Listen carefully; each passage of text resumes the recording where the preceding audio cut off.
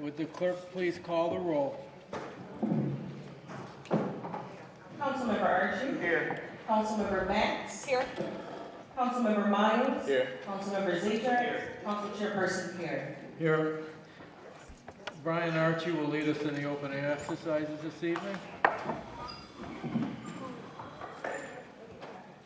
O God, the Father of us all, we humbly beseech thee in thy wisdom and knowledge to guide and direct the deliberations of this council along the path of truth, justice, and righteousness, so that what it decides for the welfare of our citizens may also redound to thy greater honor and glory. Amen. Amen. I pledge allegiance to the flag of the United States of America and to the republic for which it stands, one nation, under God, indivisible, with liberty and justice for all.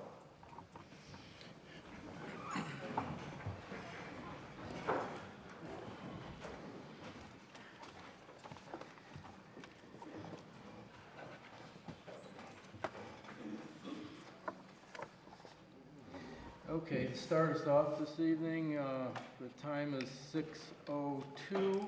It's June 4th, 2025. We'll have a public hearing pursuant to Chapter 310.04 of the City Ordinance, considering the Rainbow Air Incorporated and its new helicopter operations from Rainbow Air Tourism Center in the city of Niagara Falls.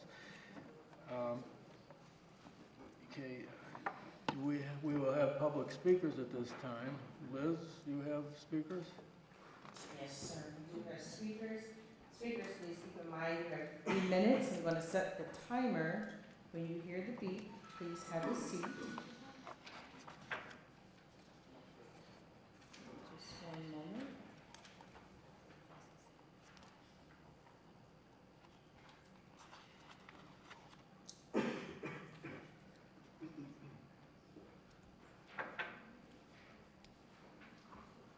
All right, so our first speaker is going to be Mark Chamberlain.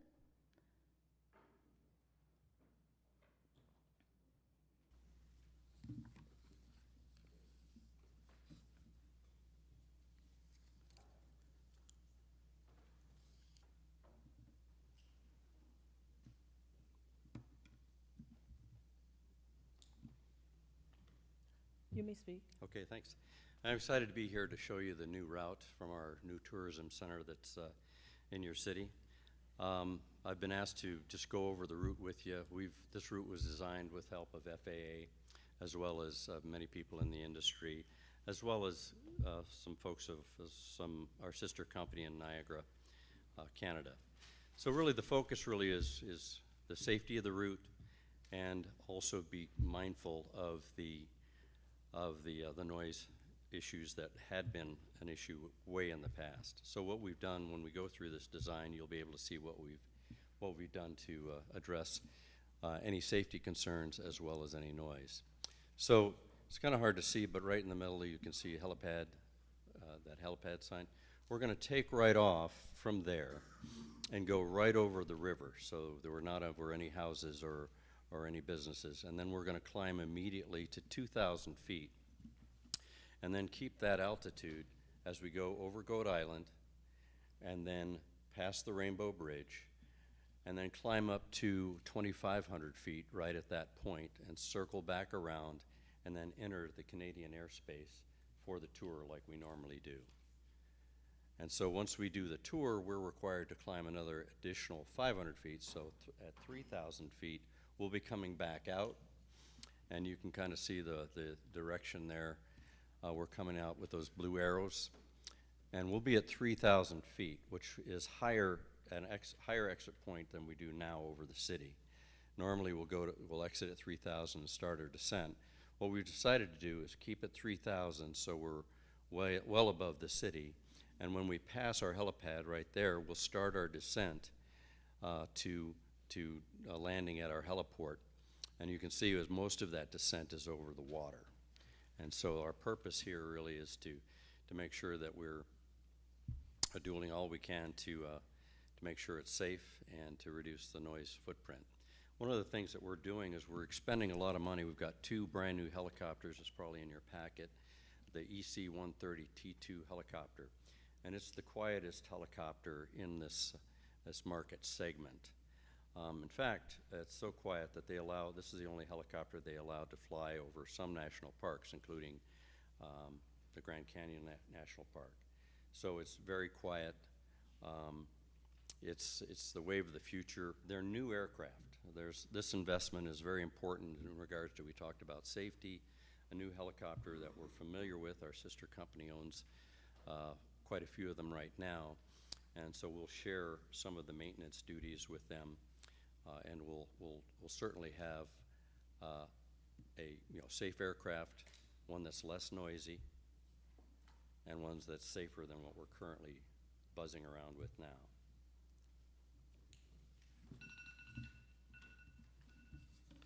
Thank you. Thank you, sir.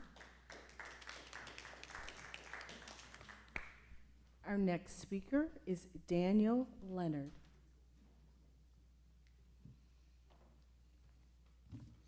Good evening, councilors.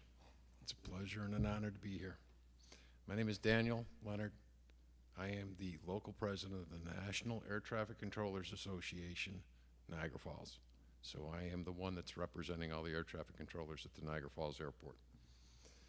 We have reviewed the flight path presented by Rainbow Air. We feel, and we endorse it, it's going to offer the safest entrance and egress out of CYA 518, which is the restricted area over the Niagara Falls, while also offering the best noise abatement procedures over the city, the state park, and to the indigenous wildlife in and around Niagara Falls. Also, taking in mind that it also offers the least amount of disruption to that balloon operation we have just outside of the state park. They're eco-friendly helicopters. They're approved for use in the national park system. They're quieter. They're more efficient. These new helicopters, they've been put a lot of money into them. I've seen the helicopter. I've got to review them. The flight path also provides, in case of an emergency, the best survivability rate for all involved. It gives them options. The controllers also feel that it gives us the best chance at having non-disrupting of their tour operations, along with operating our air traffic in and out of Niagara Falls. We also feel, yet we cannot prove, that it's going to not disrupt any of the wildlife, the indigenous wildlife in the state park in and around there, because of the quieter helicopters, because of the proposed route. We wholeheartedly endorse this as air traffic controllers at Niagara Falls. So we appreciate your support in the matter. Thank you.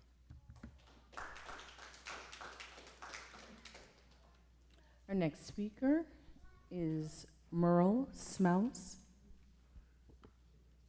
Good evening, Council. I'm glad to see that somebody's making an investment in our city with this helicopter thing. Looks really great. I'm not sure of the route when they head back to the thing, but I also, again, I say it's great these people are making an investment, but I don't want the 120 homeowners that have bought homes in that area that have spent their life savings to make them short-term rentals to be forgotten about also. Now, if it's quiet, it's quiet. If it's not, it's not. So I'm sure that those people will be back here if it's not quiet. I just hope that it's going to be quiet, because we've been through this before. This isn't the first time. And I just didn't want those homeowners, and there's a lot of them, and they've made an investment too, which is a big investment for them. So I just don't want them forgotten about. I'm glad these people are doing this, but I'm also glad that those people spent the money on those homes, because they're renovating a neighborhood that probably doesn't happen anywhere else, and it's happening here. So please, just don't forget about those people. Make sure that this is what it is. That's all I got to say. Thanks. Our next speaker is Paul Flatlin. I'm sorry if I've not said it correctly. Tell me what it is when you come to the mic. Fulton? Yes. All right, thank you so much. Good evening. My name is Paul Fulton. I'm the Director of Operations for Rainbow Air and the Rainbow Air Tourist Center. Just on behalf of Rainbow Air, we'd like to thank Mayor Restano and his staff for the assistance and guidance through this process, the council for their support, and the planning board for their assistance in getting the tourism center approved. As you know, the new tourism center is located on 56 Atchison Drive and is scheduled to open at the end of the month in time for the 4th of July holiday weekend. The new facility has a virtual reality room where tourists will be able to come in and put on goggles, be mounted in a chair, and it'll simulate flying a parachute over Niagara Falls. There are 13 of these units installed. There's going to be a heritage room which will highlight the history of Niagara Falls.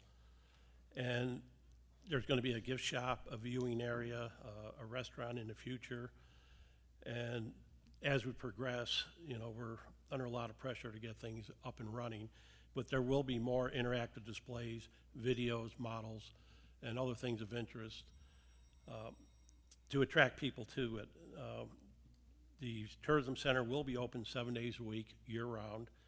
We want to make it a destination point for the city of Niagara Falls.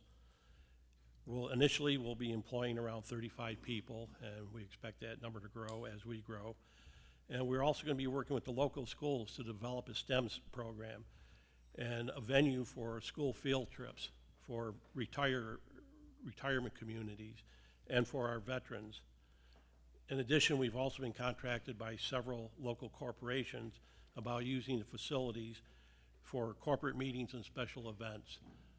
The facility, 30,000 square feet. We have plenty of room, and we're more than proud to show off our facilities. We're very excited and look forward to our grand opening, and we welcome and hope every one of you will be able to attend, and we hope to really become a true destination point for the city of Niagara Falls. Thank you.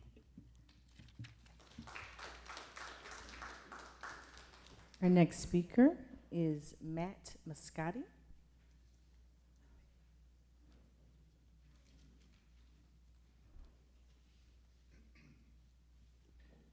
Thank you. I just appreciate the opportunity to state as a commercial property owner beneath the flight path that I'm in support of this application. Thank you.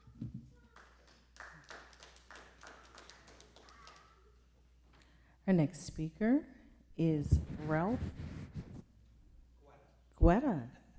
I love it. Thank you, Mr. Guetta. Good evening, Council. Really, my only concern is the route back. They say it's quieter. I could believe that it may be quieter at their elevation, but my concern is the route back. But understanding that the Canadian airspace restricts them from getting out into the water and making that loop, I can understand that. The gentleman here from the airport, the safest, God forbid, the safest way, he says they could bail somewhere. I would feel over the water would be the safest and best because there's a lot of hotels right below them, the casino, residents, tourists. And that would be my concern is the route. I wish there was a different way to do it. I am for this operation. I've always been. I've been there 42 years. And I see the investment that they made up there on Buffalo Avenue. I hope I'm success. But as a resident of Buffalo Avenue, and we've been through this before, the noise, they want to go back and forth and pick up the next fare, and sometimes, you could cheat. So who knows what 5,000 feet is or 3,000 feet or where they're at. And once they start, is there a return? Can we come back here and say, this isn't what you said?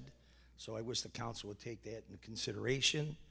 And like I said, I'm for it, but my concern is that route back is right over the city and the hotels. So thank you for your time.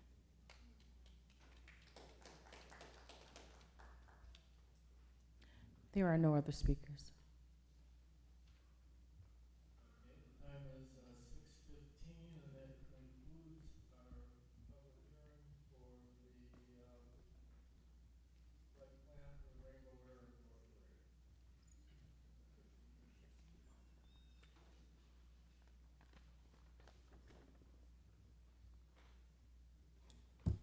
Okay, we have no presentation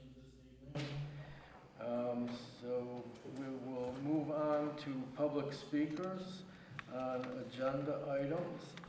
I will remind all speakers that there are a set of rules on the agenda that you should have, and we're going to ask to please abide by them.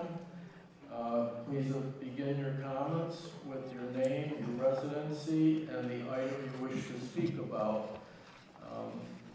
We don't accept all items on the agenda.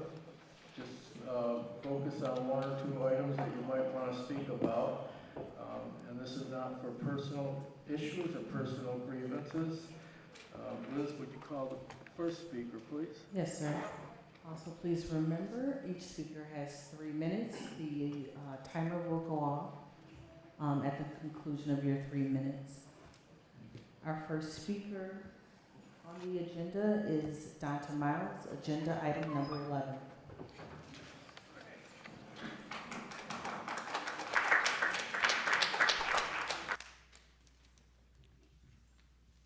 No, this is a little unorthodox, but I just want to make sure I have time to really get out what I need to say. At the end of the calendar year, last year, and the years prior to, the council body has been presented with our scheduling. And that schedule, we had a specific amount of time that we had to accept or reject the schedule due to maybe scheduling conflicts or whatever the case is. And that goes for any newly elected council members as well. And we all accepted and agreed to the 2025 schedule as it was presented to us. Also, aside from the fact that this last resolution was presented to us in less than 72 hours, that it's supposed to be. I mean, it became an addition in less than 72 hours. I guess I asked a question as to why are we, especially when, and there's a quorum. The quorum that we have is if there's 3 members of council able to be here, business can still be handled.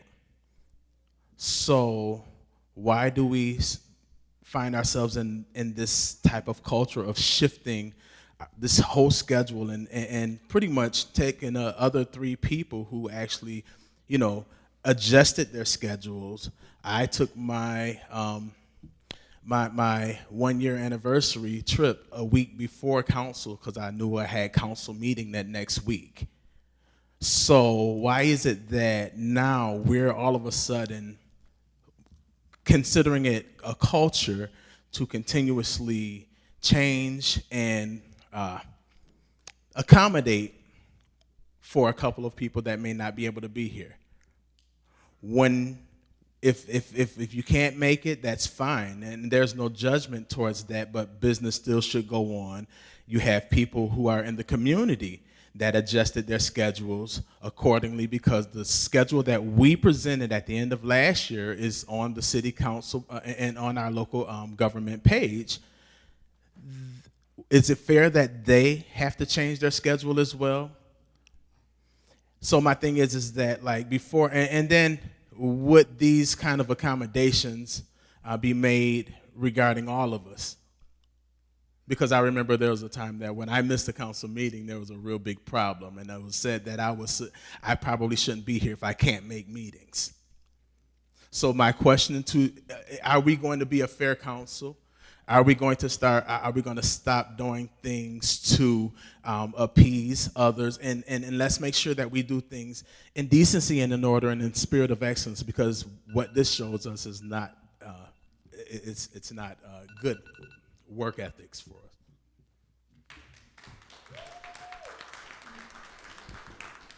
Our next speaker is Saladin Allah, agenda item number 10. Yes. Good evening, Council. Saladin Allah, Niagara Falls, New York, speaking in support of agenda item 10, which is our asphalt art traffic safety project. I wanted to put a few items on the record before you make your vote on this project. Number one, again, it is fully funded by a competitive Bloomberg Philanthropies grant, so it does not cost the city or taxpayers $1. Number two, it focuses on an area in our city Main Street and Portage Road, which is actually the most dangerous intersection in our city. It's one of many that we have in this area, and we know this because we have the City of Niagara Falls high injury map, we have the collision data, crash history, and more than 50 hours of traffic observation that our team conducted over a 3-month period. All of you were given that information, corporate counsel was given that information, and this information now is made public. What that also means is the municipality is now legally liable for providing the appropriate traffic safety devices to mitigate this danger in this intersection. And to ignore that can be interpreted as willful negligence, which means that if anybody is injured related to any traffic incidents within that intersection, they can sue the city. And all of us as taxpayers will be responsible for that. This project was designed, developed, and approved by the city and its adjacent departments, our engineering department, traffic advisory department, planning department, as well as public works. It was all approved by them. I understand that there has been some questions about the design, that a very crucial traffic safety element wanted to be removed, which is known as a pedestrian island. Now, many of you may not know what a pedestrian island is for. That section that is in that intersection, a traffic island is designed for highly trafficked areas where you have dual lanes of traffic. And what is the purpose of that? It allows people to cross the intersection in stages, like residents that have mobility issues, children, elders. To say that you want to remove that is to undermine the purpose of a traffic safety project. I was just at Roble Towers earlier. And when I was at Roble Towers earlier, I learned that there are residents in that Roble Towers who are blind. You know how they cross the road? They cross the road by standing at the intersection, listening to see if cars are coming. That is unacceptable. It's unacceptable. And this project resolves issues like that. We also have a number of letters of support by surrounding anchor institutions, such as the school district. This is what the school district says. An organization representing students and residents with mobility issues, we are pleased to support the Niagara Falls National Heritage Area. Vote yes on this, please.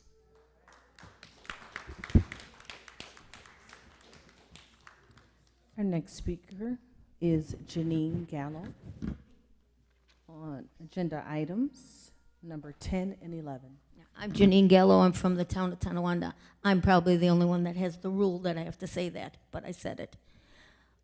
This gentleman's been talking about that intersection. I did a little homework on that intersection, and he did more statistics in that intersection than anybody's done about anything in this town, the city.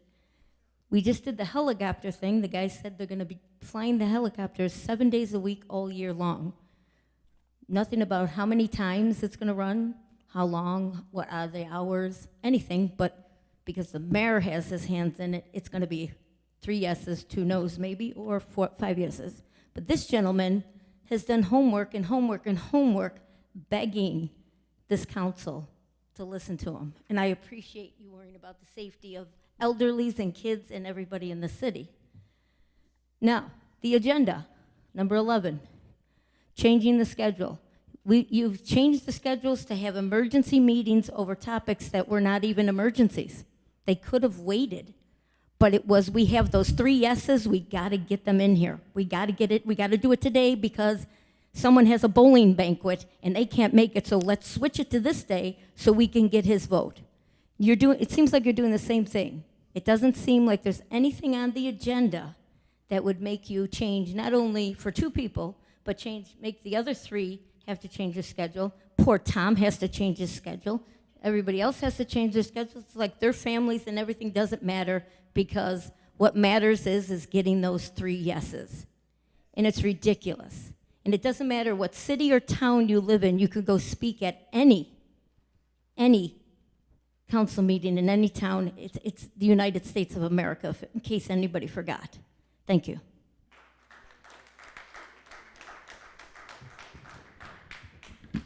Our next speaker is Tanya Barone.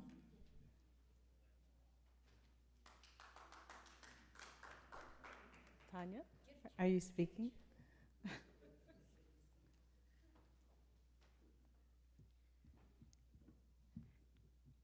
Good evening. I'm here to speak on agenda number 3, 9, and I think it's 11. I'm happy to see the long overdue dismantling of the Jane Park Comfort Station taking place because the building's been an eyesore. So I see this as progress. That's a positive thing. I know that I'm usually up here talking about negative things, but today I'm positive. Number 9, the police do play a critical role in domestic violence situations, and they are usually a first step for a victim in receiving help. I'm hoping that some of the grant is going to be used for furthering an officer's education in handling these circumstances. As a former victim of domestic violence with a child who was an adult victim just a few years ago, I know firsthand that the resources from the time of the report were lacking, and the holes in the system locally left my daughter being re-victimized and in danger. If I hadn't been her strong advocate being through this before, this person would have been released that very day to hurt her and others again because of a technicality. Empathy, compassion, and training when interacting with a victim could mean the difference between them getting out of the situation or choosing to stay. It could mean life or death. It's my hope that victims will actually see and feel a difference with this funding, and it won't be wasted and spent carelessly.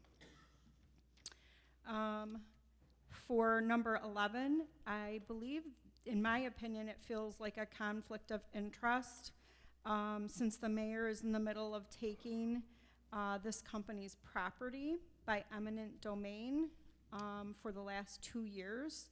And I don't know how any of the departments listed in this process or the city council could make a decision that would possibly go against the mayor. And what repercussions would that entail should someone make a decision or vote for this company to move forward with their data center? I just feel like it's a complete conflict of interest. Thank you.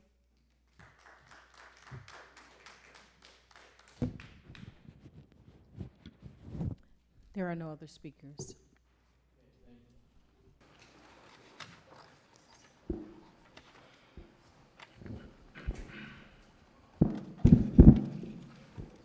Mr. Chairman, I do have an administrative update.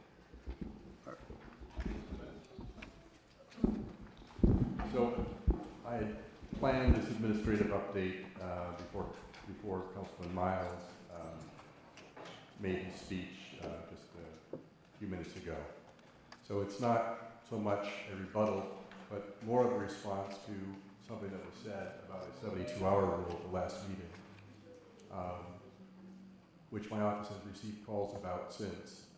And it's obviously turning into a topic of interest. So I wanted to talk about the so-called 72-hour rule. And last week, the statement was made that there was a late addition to the agenda which violated the charter rule requiring at least 72-hour notice. I want to first say that there is no such rule in the city charter. The only reference to the 72-hour rule in the city charter, there's the title page you can see on the screen. And then as I scroll down, we get to section 3.9. And the only reference to the 72-hour rule is in 3.9 subdivision B. But look at how it's titled. It starts with, the sentence starts with special meetings. So clearly, this discussion of the 72-hour rule only applies to special meetings. Now, rhetorical question, was last week's meeting a special meeting? And the answer to that is no, it was a regular meeting. So whatever the charter says about the 72 hours, did not apply to last week's meeting. Now, as I was trying to understand where the reference to 72 hours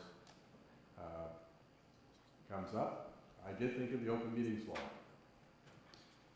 And I want to show you a summary from the Department of State, it's now up on the screen, which summarizes OML's 72-hour law. What it says, and I'll read it, if a meeting is scheduled at least a week in advance, notice must be given to the public and the news media, not less than 72 hours prior to the meeting. Was that done for last week's, the last meeting of this council? And the answer is yes. And to prove that point, I will show you, share with you the resolution number 8. This was on the resolution, this was a resolution that was addressed at our first meeting in May. And the resolution was to change the date from Wednesday to Thursday, May 21st to May 22nd. Now, as I scroll to the bottom, you'll see that it was unanimously approved, yes votes by all the council members, and you can see that recorded at the bottom of the sheet that I'm showing. But in terms of how we comply with the 72-hour rule in relation to open meetings law, look at what we did in this resolution. The very last ordering paragraph speaks directly and advised the clerk, remember the open meetings law. This is a rescheduled, this is a new meeting that wasn't on the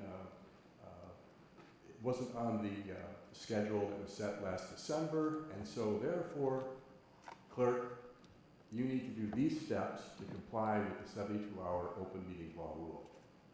Email the notice to the media, post a printed copy of this resolution, the very one I'm showing you, on the clerk's bulletin board and in the front foyer of the City Hall. And last, 3, arrange for it to be posted on the council's webpage. All those 3 steps were done before the council's last meeting. So again, I want to assure everybody there was no violation of the 72-hour rule at the last meeting, nor is there a violation of the 72-hour rule at this meeting with respect to agenda item 11. One other thing that I want to share with you.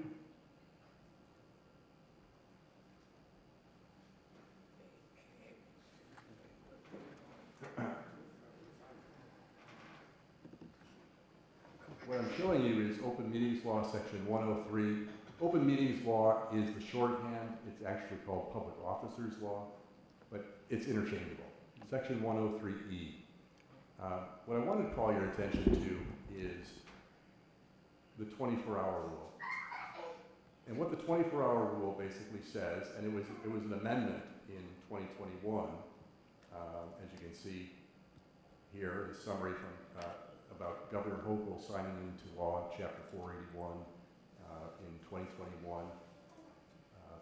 It was the legislature and Governor Hochul who introduced the idea that if a municipality like ours has a website, and we do, then we have to make every reasonable effort to print whatever is going to be discussed at the meeting at least 24 hours in advance of the meeting. So this is one of the rules that I have to balance with everything else that goes on. And to help you understand how item 11 ended up on the agenda yesterday, here's the explanation. I was told that there were at least 3 council members who were going to vote in favor of the item. That's first. Secondly, I looked at my watch and I asked myself, do I have time to get this item up on the agenda to meet the council's obligation to publish these items at least 24 hours before the meeting? And it was early enough in the afternoon that I said to our council chairperson, I can get this up on the website. And the way to do it is for me to add it to the draft agenda.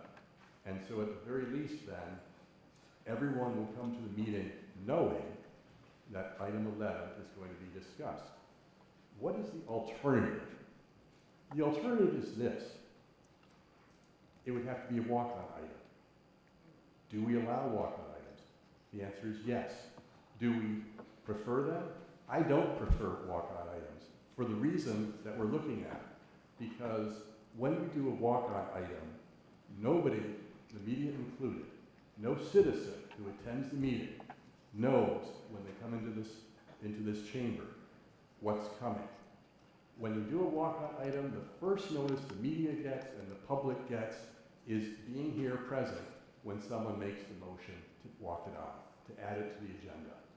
And so, if I had looked at my watch yesterday and told the council chairperson, I don't have time anymore to get this published on our website, here's what I would have said.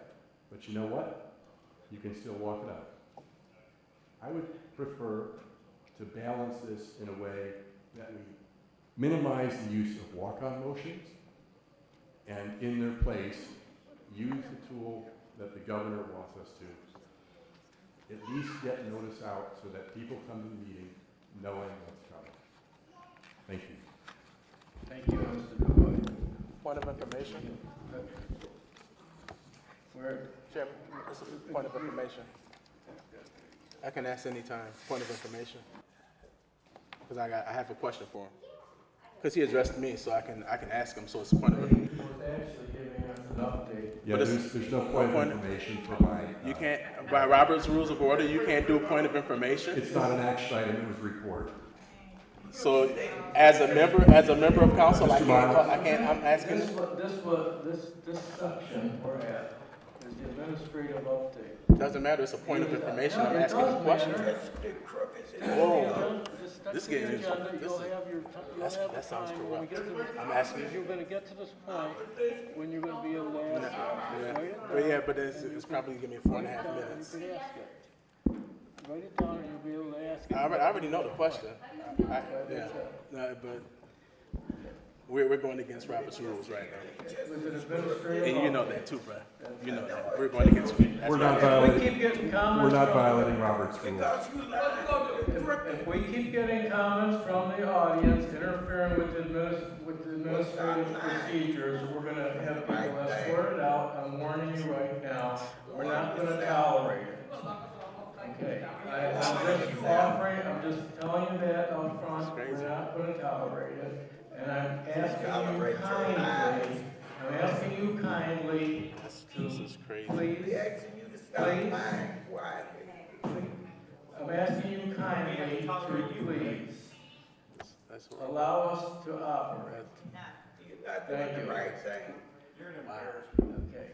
That's crazy. Now, community events, announcements? Yeah. Yes? Family Fun Friday at Niagara Falls Community Center from 5 to 6:30 for the month of June.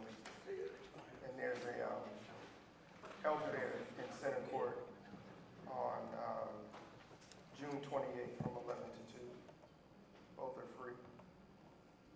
11 to 2, Councilman Archie? Yeah. Okay, thank you. Dave has to go, it's a family emergency. Good job.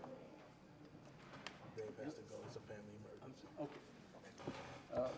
At this time, please make note that, Forgive me, I have a family emergency. go ahead. I have to go. Thank you.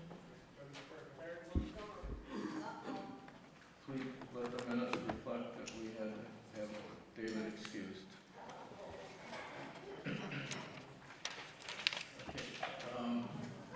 Okay, Brian, you had, That was it. that's it, okay. Did you say Packard Court Community Center, correct? Yeah. Okay. All right. Okay. Anything else? Okay, moving along, from community announcement, Article 4, or Part 4, review and adoption of the agenda. We're in Section 4. Are there any motions to amend the agenda by roll call vote? If not, may I have a motion to adopt the agenda as proposed? Motion. May I have a second? Second.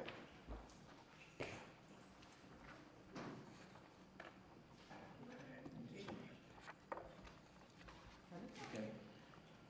Councilmember Archie? Yes. Councilmember Bax? Yes. Councilmember Miles? Yes. Council Chairperson Perry? Yes. 4 yeas.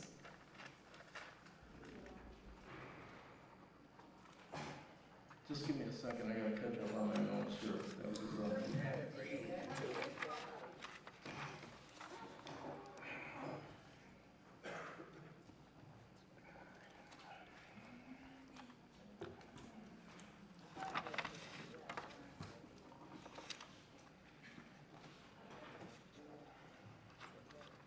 Okay, we're moving on to the review of the minutes and approval of the special meeting minutes from April 15th to the 21st. Does anybody have any corrections? Okay, there are no corrections, so let the minutes be approved as distributed. Item number 6. We have no updates from the clerk's office today? No, sir. Okay.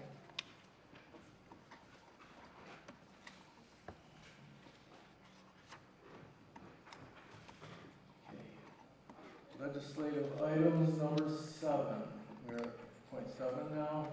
From the first item from the office of the mayor, may I have a motion for legislative item number 1?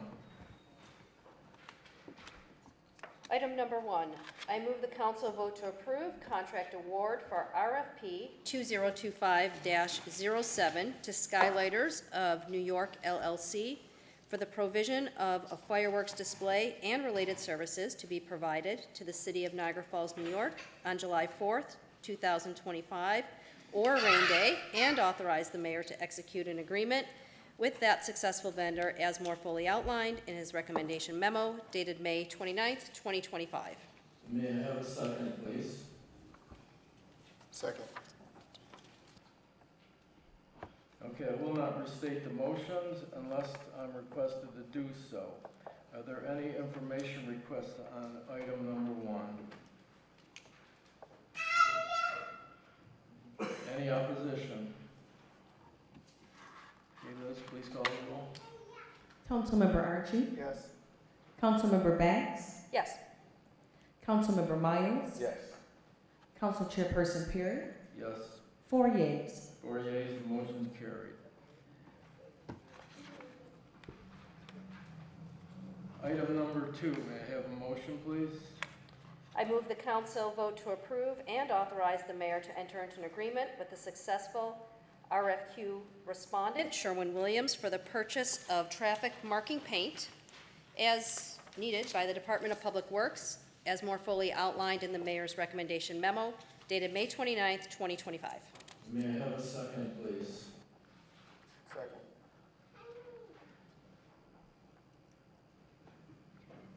Okay, any information requests? Any opposition? Okay, Liz, please call the roll. Councilmember Archie? Yes. Councilmember Bax? Yes. Councilmember Miles? Yes. Council Chairperson Perry? Yes. 4 yeas. 4 yeas, the motion carried. Item number 3, may I have a motion, please? Yes, I move the council vote to approve and authorize the mayor to enter into an agreement with the successful bidder, Empire Dismantlement Corp., relative to utility abandonment, asbestos abatement, and/or demolition of Jane Park Comfort Station, as more fully outlined in the mayor's recommendation memo dated May 29th, 2025. May I have a second, please? Second. Okay. Is there any information requests? Any opposition? Okay, Liz, call the roll, please. Councilmember Archie, Yes. Councilmember Bax, Yes. Councilmember Miles, Yes. Council Chairperson Perry, Yes. 4 yeas. 4 yeas, the motion's carried. Item number 4, may I have a motion, please? I move the council vote to approve and certify the base percentages, current percentages, and current base proportions for the homestead and non-homestead assessment roll to remain in compliance with section 1903 of the real property tax law, all is more fully specified in the joint supporting memo of the mayor and the city assessor dated May 15th, 2025. May I have a second, please? Second.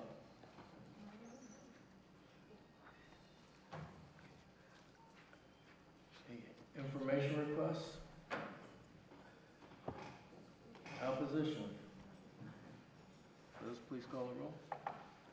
Councilmember Archie, Yes. Councilmember Bax, Yes. Councilmember Miles, Yes. Council Chairperson Perry, Yes. 4 yeas. 4 yeas, the motion's carried. Action item number 5. May I have a motion, please? I move the council vote to approve the acceptance of a 2025-2026 Strive Grant Award to the Niagara Falls Police Department from the New York State Division of Criminal Justice Services and allocation of grant funds therefrom, as well as authorize the execution of any documents necessary to implement the same. All is more fully outlined in the mayor's recommendation memo dated May 29th, 2025. And a second, please? Second. Information requests? Yeah, from the remaining funding, there's $324,632. Is that to be used by the police department for another initiative with only this amount going to this domestic violence piece? Right, so what you're pointing out is that a little over $199,000 will go to the John Finn Institute for Public Safety, and then you're asking what will the remainder Yes. be used for? And that will be used for 2 domestic violence detectives that are... So that's the split, Yeah. the officers in the program? Yeah, the detectives are directly employed by the city. Those 2 other individuals are basically researchers. There's a crime analyst and a Strive coordinator. Those people will be employed directly by the John Finn Institute. So larger question then is this a yearly grant? Just knowing the importance of This, funding something like this, like, will it be available yearly while this, you know what I mean? I couldn't answer whether funding will be available in the budget, state budget for 26 to 27, but for the next 12 months, the funding is there via this program. But what happens after that in a future year, we have to wait to see what the legislature and the governor set aside for this program. If anything, we can't count on it. We'll just have to wait and see.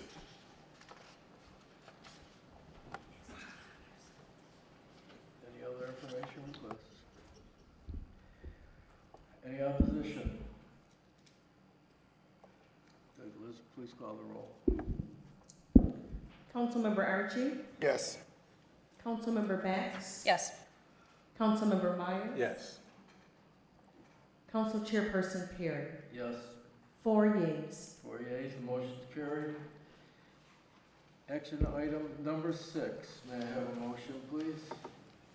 I move the council vote to approve and authorize the mayor to enter into an agreement with the County of Niagara and execute any additional documents necessary for the staff of the Community Development Department to provide lead remediation support services to the county as more fully outlined in the mayor's recommendation memo dated May 29th, 2025. May I have a second, please? Second. Okay, information requests? Opposition? Liz, please call the roll. Councilmember Archie? Yes. Councilmember Bax? Yes. Councilmember Miles? Yes. Council Chairperson Perry? Yes. 4 yeas. 4 yeas, motion carried. Action item number 7. May I have a motion, please? I move the council vote to approve reorganization in the Department of Parks and Public Work relative to the season impact team workers and leaders as more fully outlined in the mayor's recommendation memo dated May 29th, 2025. I'll second that.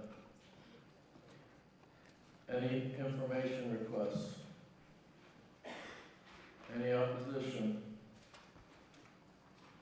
Liz, please call the roll. Councilmember Archie? Yes. Councilmember Bax? Yes. Councilmember Miles? Yes. Council Chairperson Perry? Yes. 4 yeas. 4 yeas, motion's carried. Item number 8. May I have a motion, please?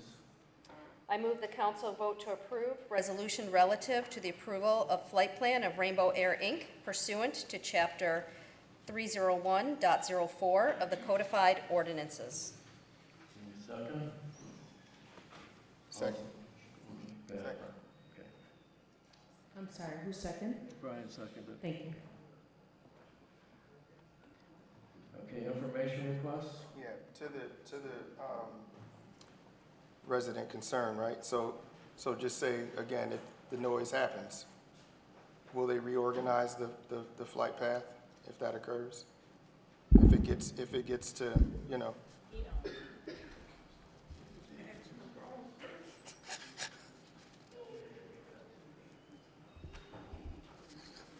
Well, the resolution per the ordinance is simply to approve or disapprove the flight plan. So if residents are going to come forward and complain about noise, the best we can do is open up a channel of communication with Rainbow Air and share those concerns. One thing I do want to point out, though, is that if you look at the flight map, the returning helicopters from Canada don't actually reach Buffalo Avenue until east of John Daly Boulevard. So they're missing, they're not flying over the most densely populated area of Buffalo Avenue. And so they're staying away from Parkway condominiums and that whole area. So I would be surprised if there were noise complaints generated on that section of Buffalo Avenue. I mean, just in general, I think that while there may not be, they may just want to know that they can go back and have the conversation. So I think you just tried to say it in there, but I think just a yes, we can figure this out so that it's not a nuisance and people are coming and complaining and saying, why did you approve this? And it's, you know, it's glued and we can't. And I would expect that Rainbow Air would be receptive because they want to be a good corporate citizen in the city. And this route is a vast improvement over any other helicopter routes that the city has previously had. So if there's ways that it could be tweaked, I'm sure that Rainbow Air would be open for discussion if there was an issue. Excuse me, Tom, two questions. So we learned about the new helicopters that will be flying in this flight plan and their and how they're designed to reduce noise. Are those, because Rainbow Air has been flying for the last couple of years, the flight plan. Are they currently using those helicopters? Or will they be using those? The answer is no. And what you're referring to, the two new helicopters we showed a picture on the screens during the hearing. Those are Airbus helicopters, and they're brand new. They're manufactured in 2025, and they're parked in Fort Erie, waiting for approval to fly across the river and land at the new facility because their size requirements are such that the only hangars that can accommodate them on this side are the hangars at Rainbow Air's new facility. But to your point,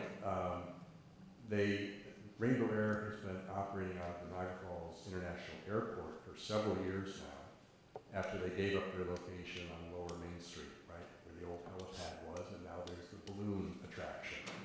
So Rainbow Air has been operating with smaller size helicopters, not as quiet as the brand new Airbus ones. And what's interesting is that when they leave the airport and fly towards Canada, they've been currently, for the last several years, flying above Ferry Avenue, heading towards the bridge. And then on the return flight, this is important because it looks very similar to what you saw tonight. When they come back out of Canada, they do a diagonal down to Buffalo Avenue and follow Buffalo Avenue, roughly starting east of John B. Daly Boulevard, and go out Buffalo Avenue before looping and turning northeast towards the Niagara Falls International Airport. So we're not aware of noise complaints currently with the louder helicopters, and I do think that the chance of complaints will be even further minimized once they transition in the next 30 days over to the new Airbus helicopters. So question, is it going to be, because my father, he's over 80 years old. He lives right on Cutterback, like right in that same area. So, and there are a lot of other elderly people who live there for years. I guess the question that I would have is that, is there any way we can put something within this resolution that in the event that there is a noise complaint, because right now they haven't flown the path, so we can't say it's a yay or a nay if it's going to be noise or not. If there happens to be a noise complaint later, could we put something in place where we can revisit it? You know, because that would, it would only make sense, you know what I mean? Because in that case, we would be saying that it's written in stone, and then if we vote this in, it's really up to them. And or if we tabled it and allowed them to at least give us that, give us that option to say, yes, we're more than willing to come back to the table in the event that there is a noise complaint or a noise issue. But right now, it's saying it could possibly be, but we don't think it is one. I'm for development. I'm for all of, and thankful for the investment that was made, absolutely. But of course, the quality of life concern is something that we have to represent up here on the dais as well. So I'm for the project as long as we have something set in place that in the event that there is a complaint, a quality of life complaint, because we did the same thing when it came down to the Bitcoin mining center.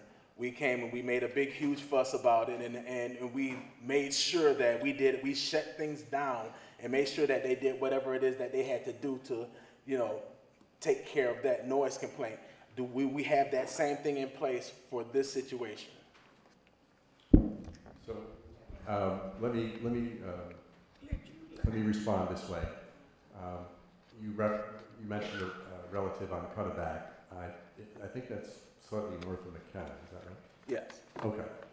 So what I was trying to express, and maybe didn't fully express in response to Councilman Bax's question, is that currently using the older helicopters on the return flight, that pathway out of Canada, diagonally across the tourist part of town, past the casino, they connect currently. They're flying above Buffalo Avenue, starting at John Daly Boulevard, and then heading eastward. This is their flight path for the past several years.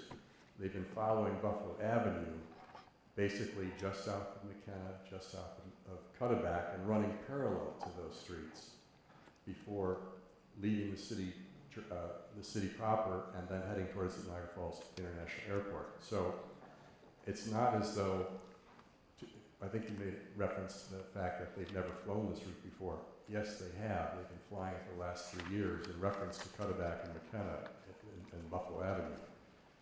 If your relative and others who live on Cutterback and McKenna have not complained about the helicopter noise these past 3 years, it's unlikely that they're going to complain about it with 2 brand new high-tech helicopters. So that are even quieter, that are even quieter. And I'm not aware of any complaints about helicopter noise from the neighborhoods you're referring to, McKenna and Cutterback. I'm not just talking about just my family. What I'm saying is that this is a flight plan. This is new. I didn't vote on any of the other ones from prior to. So my thing is that I'm a city council member here that represents the entire city. Whether they fly over in that area or not, it's like once it gets started, if there is a level of complaint fire is, and we don't know that, you don't know that, you don't fly any of those helicopters. So my thing is this, if there is a level of complaint, and I'm not bucking against it, I just want to make sure that, so when I vote, I can vote from a pure place and with a clear conscience, and I can sleep with myself at night, because someone else might call me and say, this helicopter is making a lot of noise. We don't know that, I don't know that, you don't know that. My thing is that all I'm asking is, in the event that there is a noise issue, is there something that we can put in place that we can bring this back to the table so we can maybe even tweak the flight plan? I don't know anything about a flight plan, so I'm not gonna act like I'm the expert. So my thing is I ask the questions just so I can get clarity, so when I make the vote, I'm not voting something in because, out of ignorance. So is there something that, and I guess it's kind of a yes or no question, is there something that we could actually put in place to say, can we bring the Rainbow Air Flight back to the table so we can have that conversation? And if there is a problem, if there can be tweaked, or if we voted in tonight and you say no, then it's pretty much ironclad, set in stone, and there's really nothing we can do about it unless they decide to come to the table themselves. So I have to be a representative of the people and not just of the business. I understand the business, and I appreciate it again. I'll say it again. I appreciate your investment in the money that you have spent, and I think it would be, value to the city. My thing is that I have to represent two sides. I have to represent the business space, but I have to represent the people as well, and their quality of life is an issue. So if there is, and I'm hoping there's not, this whole thing can go, and there could be an amazing flight plan, and nothing is disturbed, none of the wildlife, no quality of life issues when it comes down to the people. But if it happens to be that, can we have something in place where we can come back to the table and possibly make readjustments? I don't think that's unfair. Okay, that was a long speech. I'll try to It's answer your called a question. That was a question. And the facetiousness and the sarcasm, I just asked a question. I listened, I heard what you said, but I had to speak up earlier to correct a misperception on your part. We'll talk about that later. Don't bring that into this. This is a different agenda item. No, This is the same agenda item. Hear me point of out. order. He's not on the same agenda item. Tell him to stick with tell him to stick with the agenda item. Go ahead, sir. Oh, I am. Okay. I am. We're talking about the helicopter agenda still, right? Yeah, but not what I talked about earlier. We'll talk about that later. Go ahead. I'm not talking about anything earlier. I'm talking about the helicopter. Yeah, we were talking about the slideshow you showed us earlier. Helicopter. Okay, go ahead. The point is simply this. You misunderstood that for the past several years, the Rainbow helicopters have been flying the Buffalo Avenue route just south of McKenna and just south of Cutterback for several years. When you said that, I was duty-bound to correct you. And I apologize if that embarrassed you or it upset you in any fashion. I'm Go not ahead, speak embarrassed. up. Far from embarrassed. You don't have that authority. Go ahead. Now, in terms of what can be done if citizens complain, and it's a hypothetical because I don't believe this will ever happen. But that being said, hypothetically, if we reached out to Rainbow Air and they said, no, we're not interested, we got this, we have this flight plan locked in, there's nothing you can do to us. If they said something like that, I would show them the fine print that this is a revocable license. So we do have the ability to revoke a license. I don't think it'll ever come to that. And based on what I just told you, that it's a revocable license. In other words, if the council really wanted to yank the carpet out from underneath Rainbow Air at some future date, you could.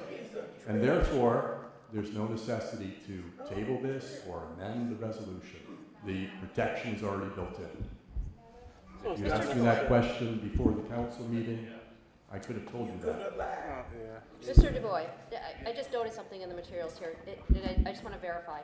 It says with a noise level of 7, the new equipment, 7 decibels below the requirements. So is that below our city ordinance decibel requirements? Yes. Yes. Okay. Okay, any more information requests? How about opposition? It's not necessarily even an opposition. It's got to be opposition. No, it's debate. Well, it's a debatable situation. And so here's the thing. Are you here's speaking what in favor or against the resolution? Actually, do you run the meeting?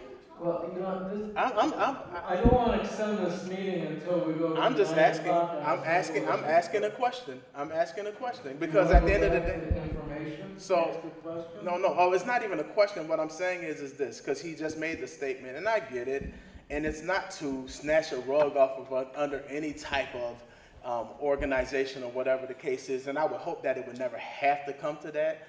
I'm okay with even voting for it. That's why. So it's not that. My thing is that to do good business with business agents and people who actually, do business here in the city. My thing is that if we can kind of have that kind of connection and that kind of relationship with business owners to say, hey, if there's a problem, can we contact you? Can we set something up where if there's a problem, can you come back and we can kind of handle this? Not the whole idea of, oh, yeah, it's a situation where we can snatch the rug off them up under them. Well, that's not even doing good business. Well, so overall, I'm okay with doing it, but I have to put that on record because I don't want people to think that I'm anti-business and you know how narratives are swung. So overall, at the end of the day, it's more so the question had more to do with can we have that type of relationship with any business, not just Rainbow Flight, but any business that wants to do business in the city of Niagara Falls, where, hey,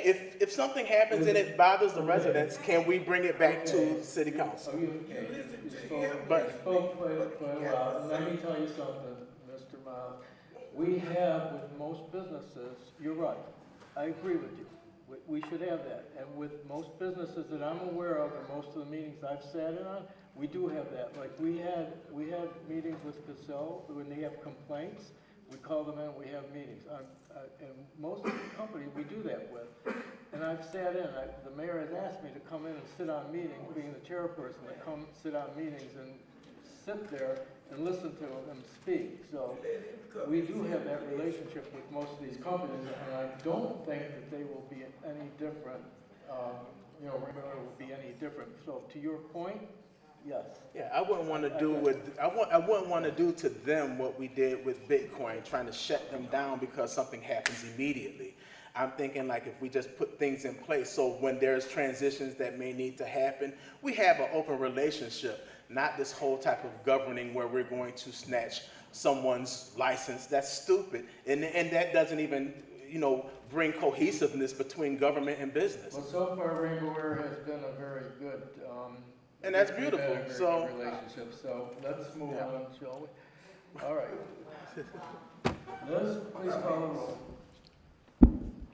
Councilmember Archie. Yes. Councilmember Banks. Yes. Councilmember Myers. And I definitely pray that everything goes off without a hitch. I pray that everything, we don't have any complaints. My questioning has more to do with just making sure that I'm comfortable with it. Unfortunately, his idea was not a good idea, but I'm for that business. So, yes, I have no problem with it. Council Chairperson. Wait. Council Chairperson Perry. Yes. 4 yeas. 4 yeas, and the motion is carried. Okay, action item number 9. May I have a motion, please? Yes, I move the council vote to approve resolution relative to the City of Niagara Falls City Council deeming the application of Niagara Falls Redevelopment, LLC, 11th Street Properties, LLC, and NFR Gateway, LLC, for the data center at Niagara Digital Campus, planned unit development complete, and declaring its intent to act as lead agency for the State Environmental Quality Act review and determining that the application is a type 1 action. May I have a second, please? Second. Okay, Brian second.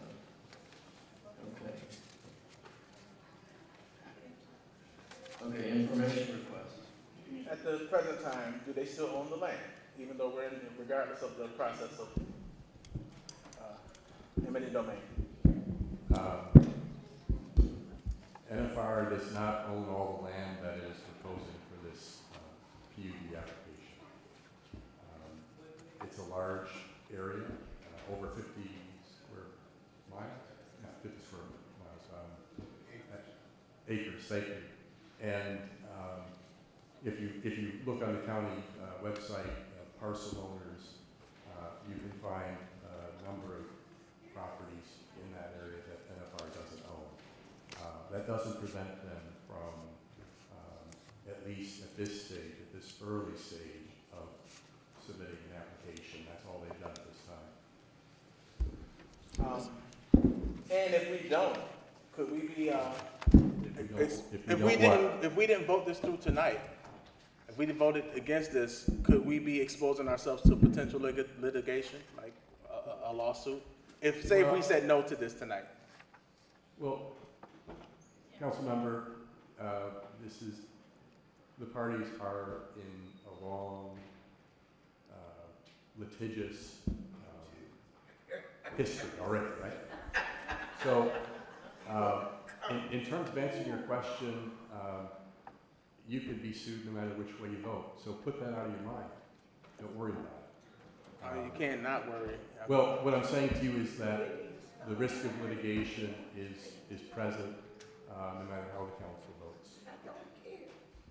So I guess, I'm not the lawyer in here, so I guess the question that I have more so has to do with someone who's versed in the law, stating I'm asking a question, not asking it with knowing the answer. I'm saying is if we said no today, would this open us up for litigation for us our tax dollars to be put into more lawsuits and whatever type of Article 7, whatever article that they choose, is there a possibility that if we said no today that they could file, sue and win?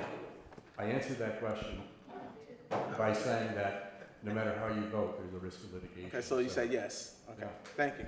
That's all I was looking for, yes. So I'm clear.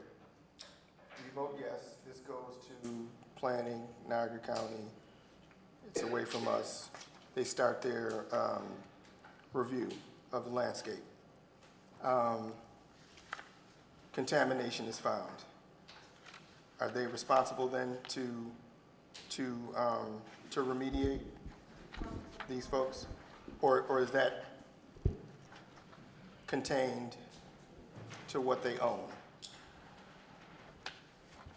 Or do you know? The environmental law, U.S. environmental law relating to contamination is directly at property owners. So if contamination were found on NFR property, they would be responsible for it. Now, in that same area, there might be a homeowner, and if contamination is found on their property, well, then it's the homeowner that is responsible for cleaning. In a nutshell, that's the way it works. All right. Okay, any opposition?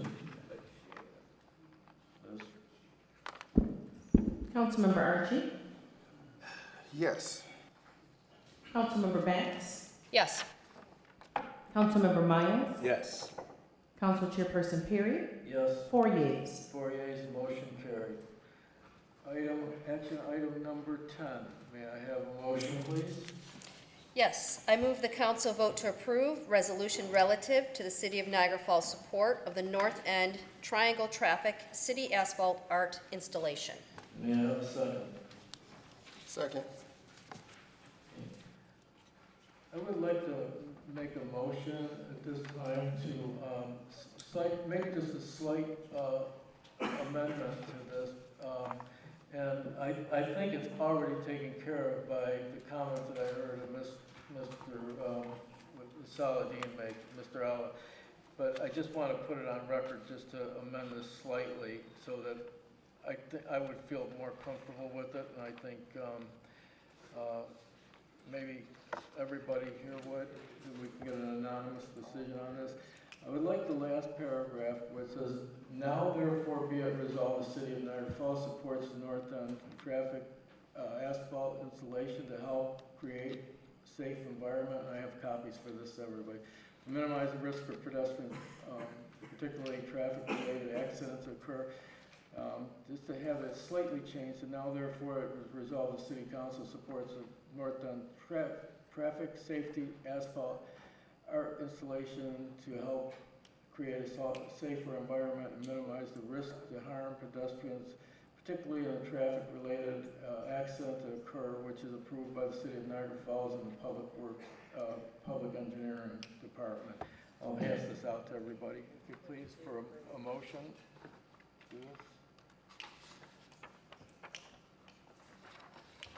And I don't think it essentially changes much other than make it clear.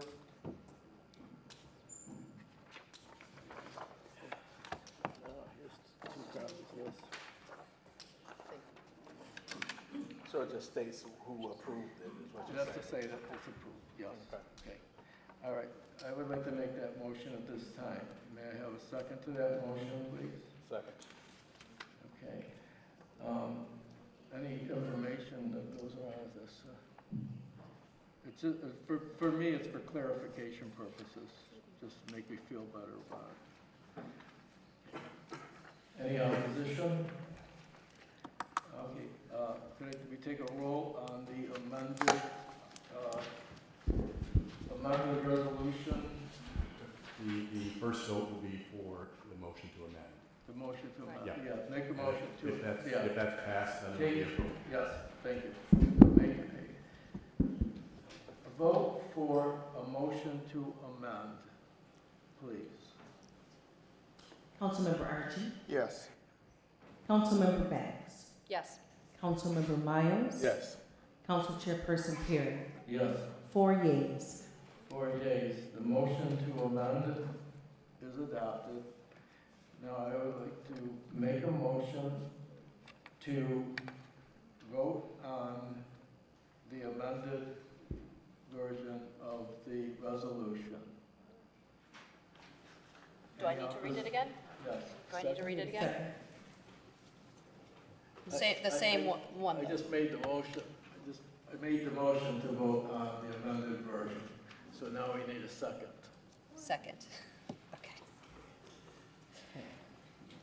Okay, any opposition to that?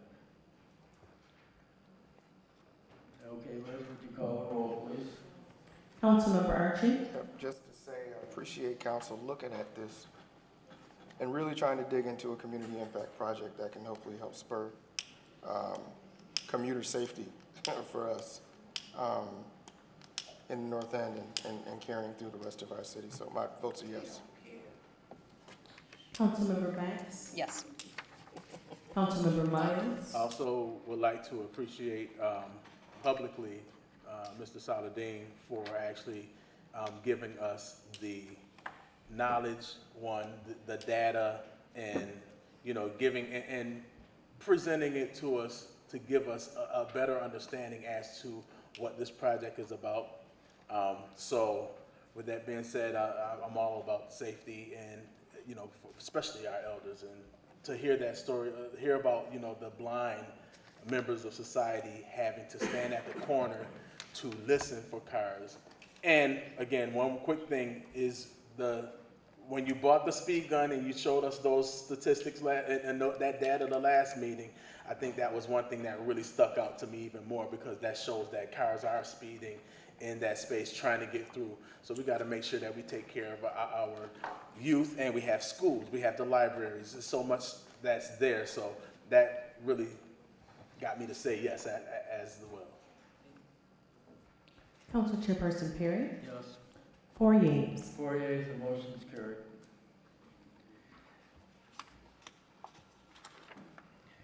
Action item number 11. May I have a motion, please? Yes, I move the council vote to approve resolution relative to rescheduling the city council's regular meeting from June 18th, 2025 to June 23rd, 2025. And I will second that. Okay. Opposition. And, or information first, let me get it right, because I know information is quite simple. We'd like to change the meeting. Now, if there anybody wanted to ask any other questions about it before we go into the opposition, and we'll have some debate on this. Okay.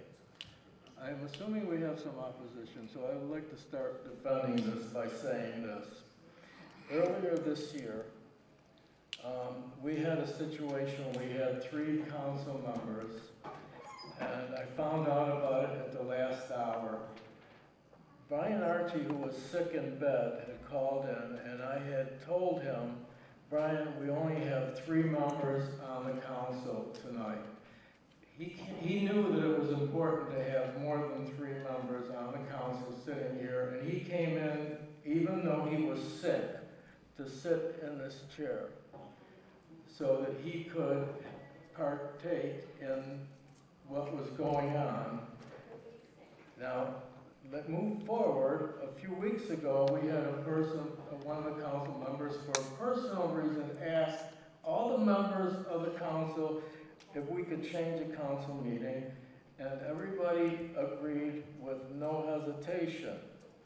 Now, these meetings are set up over a year in advance, and I agree with the point that we all make our schedules according to it, but things change throughout the year, and episodes happen, things go on. So I don't know what has happened between the last time we changed it and this time we changed it. You know, is there's something magical going on that that this is such important that we have to have 3 members here, and we no longer need the 4th member here when we have something going on? I can see missing 1 member, but 2 members, that is really essential to have 4 members. So I would just like to know, well, what happened? What's different? Okay, so I'm going to say this in the mic because I want to make sure it's said loud and clear. So the rule is that to have a quorum, there's 3 people to handle business here in this. So when it comes down to us having a city council meeting, the only number of people that needs to be up here is 3 or more people. So the whole idea of having 4 members is more effective. That wouldn't be, or it would have been in the rules, but it's not.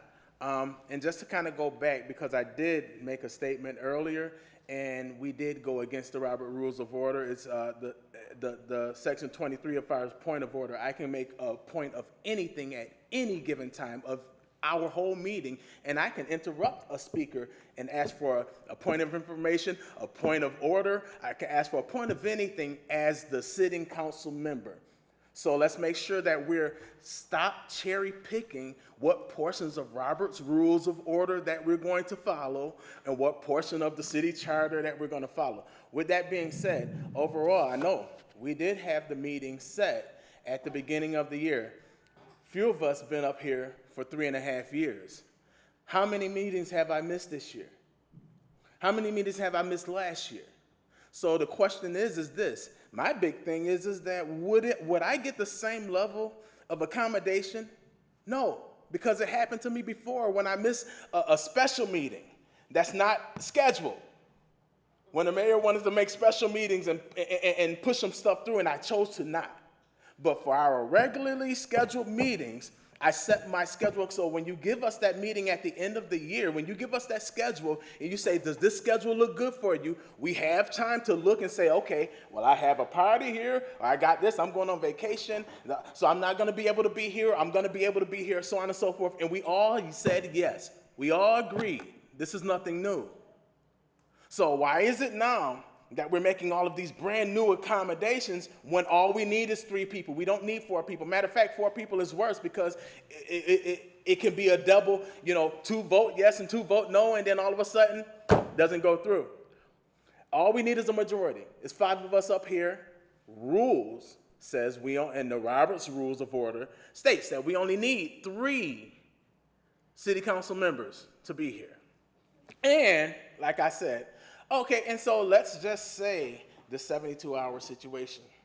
So why is it that we wait until the 9th hour? And matter of fact, let me just go back, because there was a time, I remember, I think it was last year, when I actually tried to get a resolution placed on city council, on the actual agenda, and I was told that I was too late because our corporation council was flying in the friendly skies. So, yes, it's a lot of people that remember that. So when it came down to us actually putting something on the agenda, and I was well over 72 hours, that's why I mentioned the 72 hours, I was well over that time frame, and I was rejected. So now we can come and do a 48, less than 48 hours, and we can all of a sudden have something placed on the item, and we're just going to say yes. We're going to change rules mid-swing. At the end of the day, we're not acting in the spirit of excellence. We're not acting with integrity as a city council. And all I'm saying is this. If there's 3 people, now if there's more than 3 of us that's not going to be here, then that warrants for us to actually change the time frame. It does. But as long as we have 3 people and we can still handle business with 3 people as we have been doing before I even got here, then we should still have that meeting. And then when whoever the other 2 that couldn't make it, they can come and they can catch up later. But at the end of the day, I adjusted my schedule. I have not missed one scheduled city council meeting. So if I can adjust my schedule, and it's not bashing anyone who can't make it. Whatever reason, you can be sick or whatever the case is. If you don't make it, that's fine. We'll see you the next council meeting that you can make it. Catch up, go through the minutes, and we can go from there. But what happens is so what's the difference? My thing is we agreed one time, but I'm not for building a culture that's toxic when it comes down to us actually handling our business.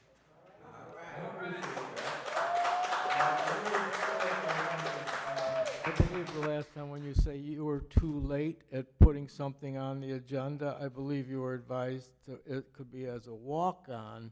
It was too late to put it on an agenda because I believe it was too late to put it on the agenda, but you could have brought it on as a walk-on. Because I have the email. I keep receipts. I keep the receipts. Good. And the big thing that he said, because we're on record, you saying something, let me just respond to what you said. It was said, because this happened at this certain amount of time and it goes beyond this time, this is the reason why Dante's item will not be on next council meeting. It said nothing about a walk-on. It gave me no other alternative. It was just cut and dry. It's not going to be on the meeting. Period. You said that, sir. So, with that being said, I don't want to, because we're not going to paint any kind of No, I'm just saying, you don't know what a walk-on is. I've had walk-ons. Right, but that wasn't brought to us in the same. You were CC'd in the same email, so I don't want you to be up here like playing in my face, acting like you don't remember what I said, what was said. You remember. It was clearly stated because it was brought and it was late or whatever, and it was definitely more than 72 hours. Why are you cutting me off? Let me finish, and then you can. You've had over 5 minutes now. Me and you are dialoguing. You said what you said. I responded, and then you responded again. So now I'm responding back to you. You only get That's one called response. debate. What about you? You only Never get one mind. response. You keep Never cutting mind. me off.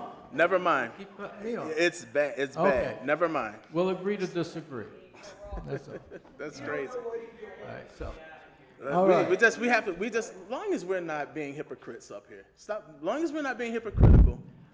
As I said to you in an email, I respect and I understand and I agree with most of the things you said. But the only problem is I that it's not reciprocated the same. I wouldn't get the same level of accommodation. And I would be slandered out here as if I'm not a councilman, that if he can't come to city council meetings, he shouldn't be a city councilman. I've heard that too. And that was for special meetings. Okay. All right, so at that, let us call the roll. It's crazy. Councilmember Archie? No. Councilmember Bax? Yes.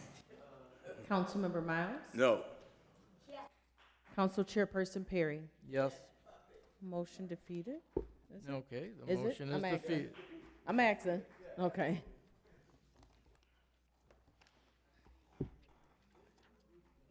Okay, that concludes our agenda for tonight. Now we are on to public speakers. I will once again remind you that we have rules for public speakers, and as we call you, we will ask that you abide by those rules.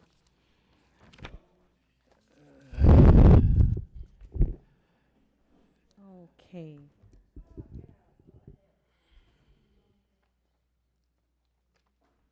Okay, so for the good of the community, our first speaker is, let me just adjust my timer, I'm sorry. Our first speaker is Frank Hanley. When you come up, Mr. Hanley, can you just tell us your topic?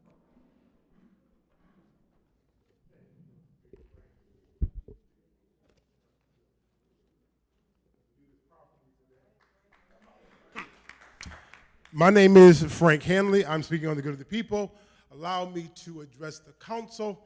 My first statement that I have, only a hit dog will holler.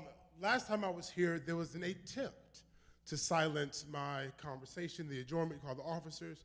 I simply came to say that the voice of the, I thank you, number one, for the attention that you allowed to happen in that moment. I'm grateful for that. But I want you to be clear to understand that a lot of conversations are going forward in the community, and we will not accept nor allow any foul play to take place going forward. I say that to say this. Every secret meeting, every private conversation is not as private as you assume, or we may assume. We watch you go into rooms, we hear the sidelight conversations, and I'm becoming more aware of the foul play in the city of Niagara Falls that does exist. Becoming more aware of the politics. The lawyer used a word earlier, I forgot it that quick. What did he say? Litigious, but based off of behavior. But I wanted to say this and say this clearly on two fronts, that we will hold you accountable for every decision that you've made. Yes, you have given account to God overall for your life. That's on your personal terms. But every word that you've uttered, that you've declared, that you've said yes to or no to, you will give an account to. Whether it be this year, next year, 2 years from now, there will be an account. And the record will show through newspapers, through technology, it is there.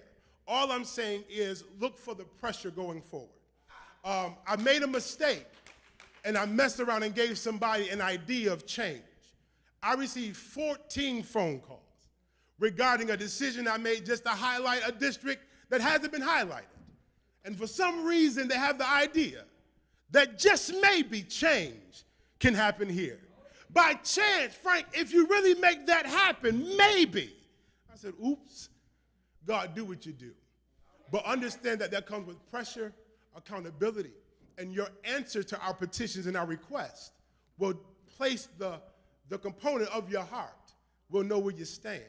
And if it's out of order, you won't stand there long. You have a great day. May God bless you and heaven shine upon you. Thank you. Our next speaker is Lloyd Hamilton.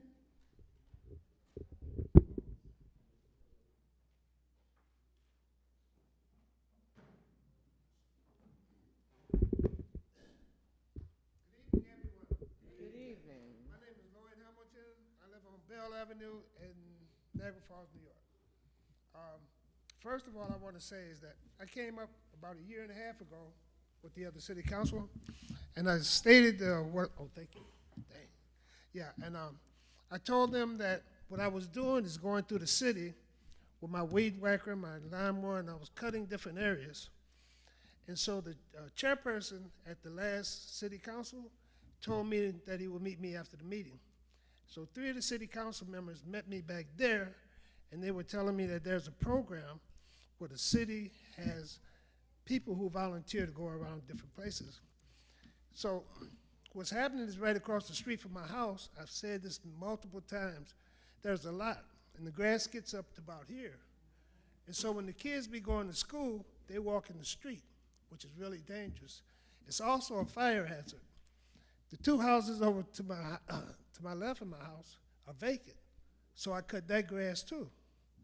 I have a cousin that live on Walnut and 18th Street. She was telling me that the grass, the city grass, between the sidewalk and the curb is high. So I went over and I cut that grass too. And so what I'm doing is going around the city on my own, doing this different stuff that the city would be doing. And so what I did with the last city council, I told them that I used to have a program. It was called Project Champs. And Project Champs stands for Cause Helping Another, Mo's Personal Serenity. And so when I was in San Diego, I had this program. The city council, my city council member, went out to the city works, and they helped me with the supplies, with the paint. So then I would go around to recovery homes, and I would get people from the recovery homes to go out and volunteer to remove the graffiti. And this gave the people in the recovery home proprietorship over the community. So when they got out, they felt that it was their job to keep it clean. And so I'm just wondering, I'm asking if something like that could be established here.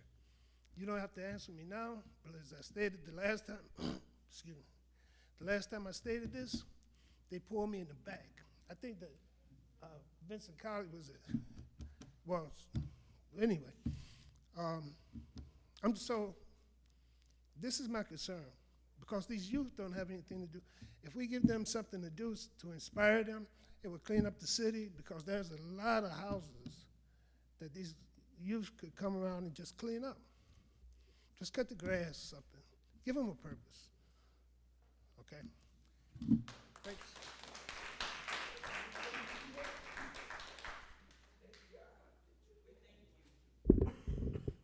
Our next speaker is Lisa Galvin.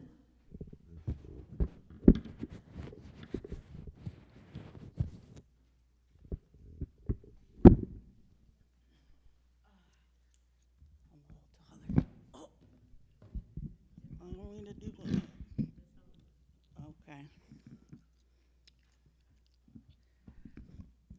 Hold it like this. Hello, my name is Lisa Glavin, City of Niagara Falls, and I'm speaking on the good of the people. I have to admit that I'm new to the city council scene. I've been in attendance for the last 4 meetings, and wow, not at all what I expected.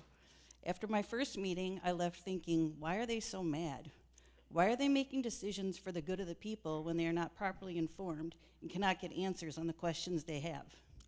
Yet most of them have no problem just smiling and agreeing to every agenda item that gets passed through.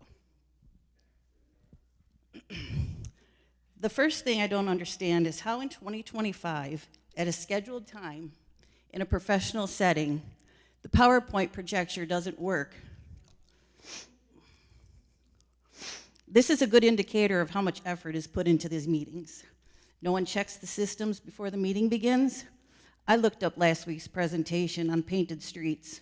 A lot of unseen effort was put into that.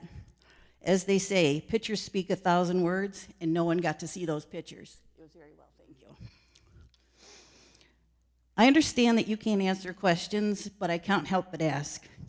You wanted this position, you campaigned for this position, correct? I ask to stop and think, why? Why does it seem that most of you are not here for the good of the people? Why do you want to be here? All the abandoned buildings are eyesores, dangerous, and let's be honest, who wants to live in a neighborhood when you're the only livable house on the street and all the rest are abandoned? Let's put a plan in action into place before anything else can be built. One needs to be rebuilt, repurposed, replaced, or removed.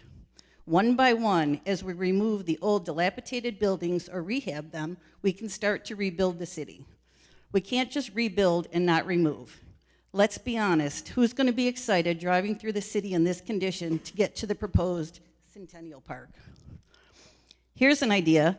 Let's use the money to help local recreation areas do necessary improvements and use what we have. Improvements on the golf course, hockey rinks, tennis courts, and convention center would create more interest in coming and staying in Niagara Falls. We could host more tournaments, invest in local recreational programs, and host large corporate events, business meetings, using just multiple locations throughout the city that we already have. We'd be more inviting to tourists who like to do things and have more places to go and more options than seeing and rather be able to participate. We have two local businesses, One Planet Fitness, allowing teenagers to work out through the summer months for free, and Rapids Bowling also has a free offer for children. We need city programs announced like this, because if we have them, I'm not aware of any. Thank you, Ms. Lisa. Again, thank you. Think about why you wanted to be on the city council. Our next speaker is Janine Gallo. Jeannie Gallo, Town of Tonawanda. Okay, again, entertaining, very entertaining, and again, I would question who are the clowns. Okay, but Tom has more hats. He is now a pilot. Thank you, Tom. I can't even look at you. Oh my God. And a professor at UB soon. Thank you. Okay. Okay. I'd like to know why and how you guys are up there. We come up before the agendas are voted on, and you're to listen to people's what they have to say, like the guy about the garbage. I thought he was very intelligent when he spoke up here and he gave you facts. Maybe it swayed you to think about what you were voting on. I think it did. But to now say you have an attorney here saying he knows he had 3 votes on something. My question to you guys, who are the 3 that told Tom that they were voting yes on anything? And is that part of when you campaign for the people, that you go tell the mayor's attorney what you're going to vote yes on, so he knows how many votes? Maybe that's why you're worrying about what date you're voting on. The 3 yeses, were 2 of them not available on that date? So that's why you're changing the date? It's not about family emergency. It's not about somebody being sick. It's about making sure we have Karen, Kevin, and Kevin to say yes.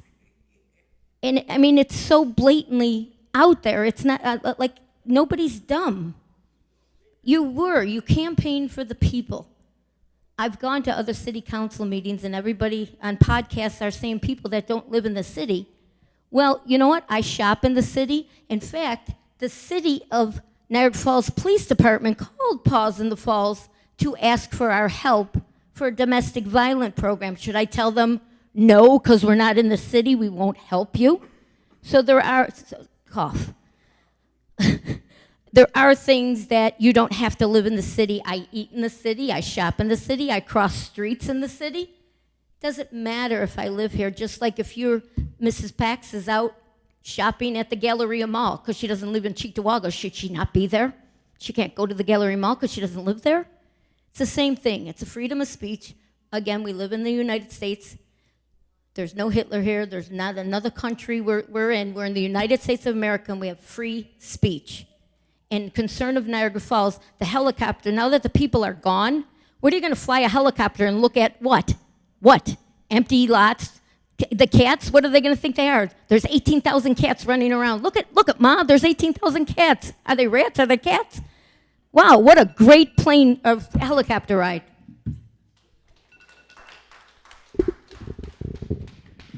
Our next and last speaker for this evening is Tanya Barone.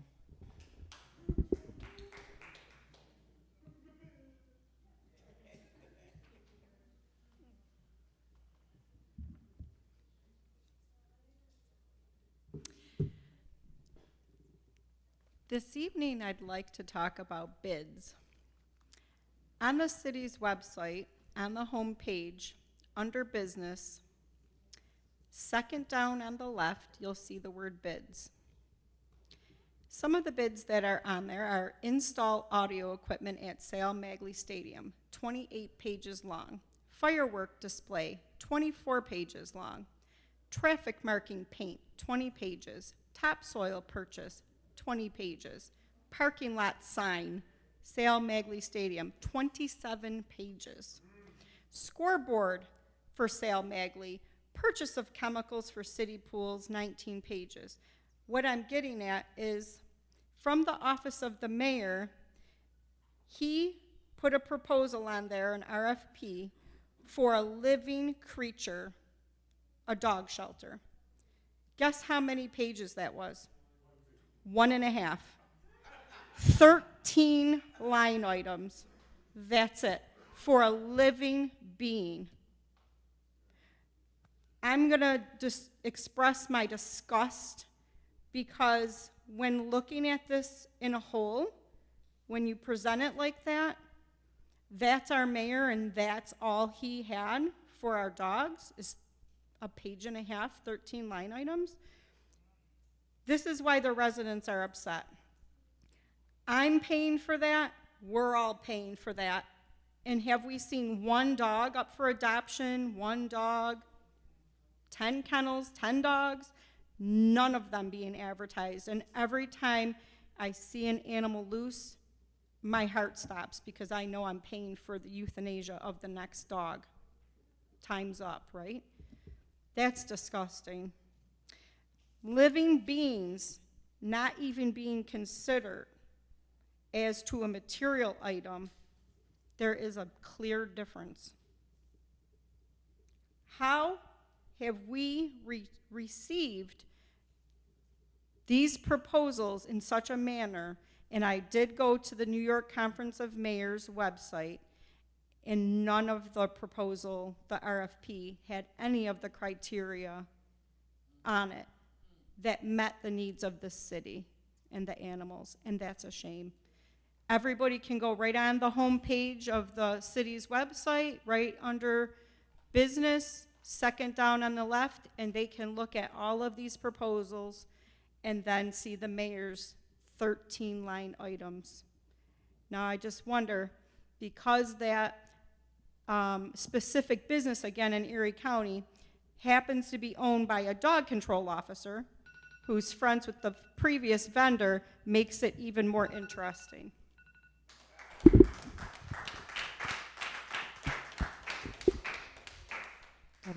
That was our final speaker.